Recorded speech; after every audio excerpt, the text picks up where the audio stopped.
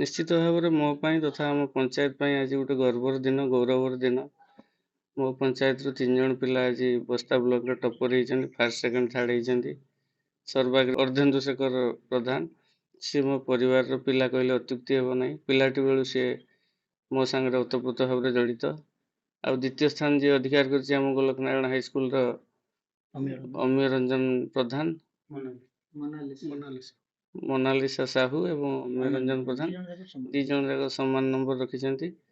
ଏବଂ Monalisa BC high school କଇନଗିରିର ଛାତ୍ରୀ ଏବଂ ଅମୀୟ ଆମ ଗୋଲକନାରାୟଣ ନୋଡାଲ ହାଇସ୍କୁଲର ଛାତ୍ର।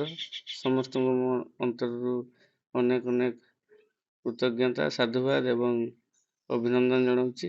ଆଜି ଆମ ପଞ୍ଚାୟତ ଏବଂ ଆମ ସମସ୍ତଙ୍କର ନାଁ ଟେକ ରଖିଥିବାରୁ ସମସ୍ତଙ୍କୁ ଉତ୍ତର ଉଜ୍ଜଳ ଭବିଷ୍ୟତ କାମନା କରୁଛି ଭଗବାନଙ୍କ ନିକଟରେ। ସେମାନେ ଆହୁରି ଆଗକୁ ଯାଆନ୍ତୁ ଏବଂ ଏ ପଞ୍ଚାୟତର ନାମକୁ ଆହୁରି ଆଗକୁ ନିଅନ୍ତୁ, ଏହା ହିଁ ମୋର ଆଜି ଦିନର କାମନା।